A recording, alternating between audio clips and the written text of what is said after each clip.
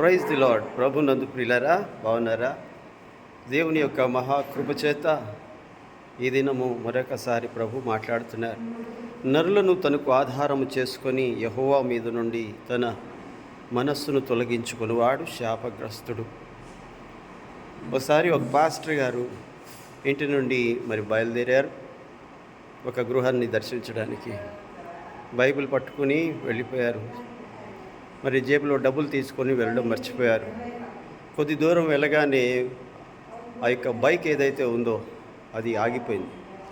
Petrol లేదు. ఆ సమయంలో చూసుకుంటే పర్సులో డబ్బులు లేవు. ఇప్పుడు ఏం చేయాలి అని ఆలోచిస్తుంటుండగా ఆయనకి ఏ ఇంటికైతే వెళ్తున్నానో ఆ ఇంటి అక్క దగ్గర ఆవిడ కానుక ఇస్తుంది కదా, ఆ కానుకతో ఆయిల్ పోయించుకుందాం అని అనుకుని అలాగనే దాన్ని అక్కడ వరకు రిజర్వ్లో నడిపించారు. అయితే వెళ్తప్పటికీ ఆ అక్క లేరు. ఇప్పుడు ఏం చేయాలి అని ఆలోచిస్తూ ఉండగా, ప్రభువా, బుద్ధిహీనుణ్ణి, దయచేసి నన్ను క్షమించండి. ప్రభువా, నాకు మార్గం చూపించండి. నేను మనుషులను ఆధారం చేసుకొని మిమ్మల్ని అడగాల్సింది పోయి వాళ్ళని ఆశ్రయించాను. నాకు మార్గం చూపించండి అని అడిగాను. తర్వాత కొద్ది దూరం వెళ్ళినప్పుడు అది పూర్తిగా పెట్రోల్ అయిపోయి ఒక ఇంటి ముందు ఆగిపోయింది.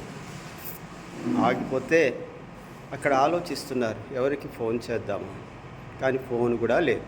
పర్సుతో పాటే ఫోన్ ఉంది.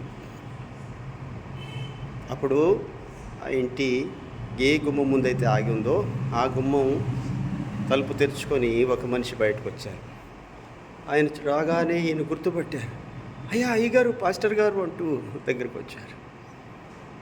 నేనండి ఫలానా, నేను మిమ్మల్ని ఎరుగుదును, మిమ్మల్ని మీ వాక్యము చాలాసార్లు విన్నాను అంటూ తాను పరిచయం చేసుకొని ఇంట్లోకి తీసుకొని వెళ్ళి చక్కగా ఆతిథ్యం ఇచ్చి కానుక ఇచ్చి ప్రార్థన చేయించుకున్నాడు. అప్పుడు ఆ పాస్టర్ గారికి కళ్ళల్లో నీళ్ళు వచ్చాయి. ఎప్పుడైతే మనుషుల్ని ఆధారం చేసుకొని బయలుదేరుతామో మనము అవమానించబడతాం.